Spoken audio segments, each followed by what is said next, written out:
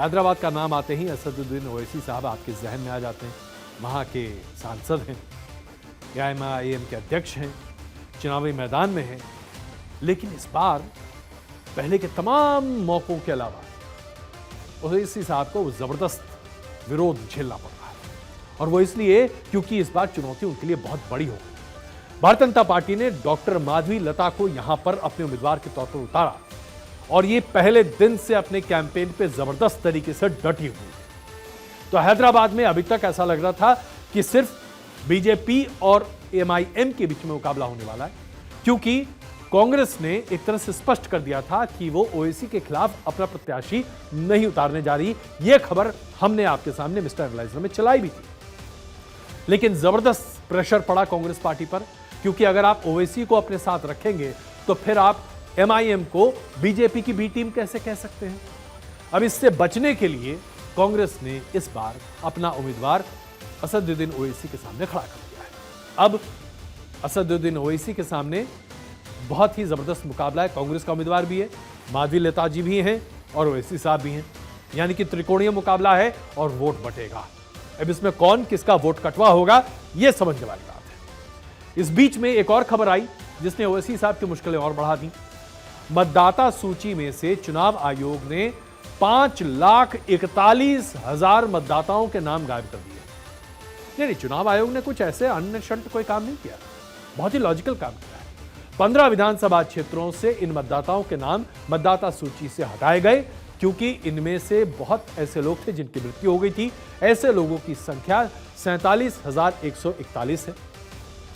तकरीबन 4,40,000 के आसपास ऐसे मतदाता हैं जिन्होंने अपना पता बदल दिया था। जाहिर सी बात है उनको भी खारिज करना था। और फर्जी मतदाता तकरीबन 54-55 हजार के आसपास निकले, इन्हें भी अलग कर दिया गया। अब जैसे ही ये 5 लाख मतदाता, 5.5 लाख मतदाता सूची में से गायब हो गए हैं, ओवैसी साहब अब जरा परेशान होने लगे हैं। इसके साथ साथ प्रचार भी जबरदस्त तरीके से हो रहा है, जिसमें माधवी लता जी ने एक जबरदस्त कैंपेन शुरू कर दिया। उनकी एक्शन आजकल बहुत ही चर्चा में है। एक वीडियो हम आपको दिखाते हैं। इस वीडियो पर तो जबरदस्त बवाल भी हुआ है। ये देखिए, ये जिस अंदाज में उन्होंने तीर छोड़ा और ये तीर कहां जाके लगना था। इस वीडियो पर आचार संहिता के वायलेशन की बात भी कही गई। इस वीडियो में काल्पनिक तौर पर वो तीर चलाती हुई दिखाई दे रही हैं। रामनवमी के मौके पर तीर कहां जा रहा था ये भी आपको पता है।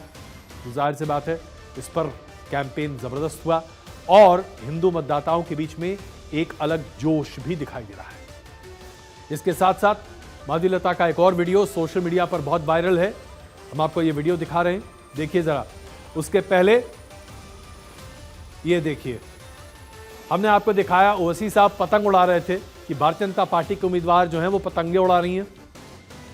माधवी लता ने पतंग को काटने का काम किया। ये देखिए, ये झाट। मतलब ऐसा लग रहा है जैसे कि इस बार का चुनाव जबरदस्त रोचक हो चुका है साहब।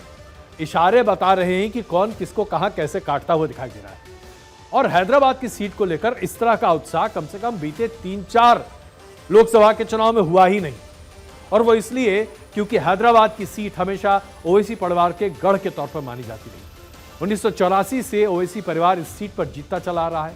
पहले असदुद्दीन ओवैसी साहब के पिता सुल्तान सलाउद्दीन साहब 20 साल तक यहां से सांसद रहे।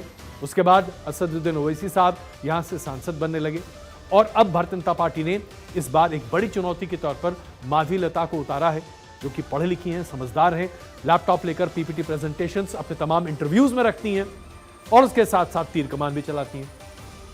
झटका इस बात को भी लग रहा है कि कांग्रेस ने अपना उम्मीदवार खड़ा कर दिया। ओवैसी साहब को पहले इस बात की राहत थी कि चलिए आमने सामने का मुकाबला है, तो अब मामला जरा गंभीर बनता जा रहा है।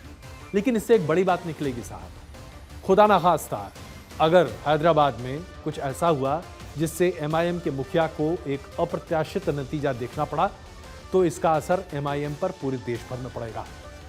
और वो इसलिए क्योंकि उनकी रीढ़ की हड्डी टूट जाएगी और उसका असर आपको बिहार, उत्तर प्रदेश, बंगाल और उसके साथ साथ मुसलमान समाज का नेतृत्व करने का दावा करने वाले बड़े मुसलमान नेताओं पर भी पड़ेगा।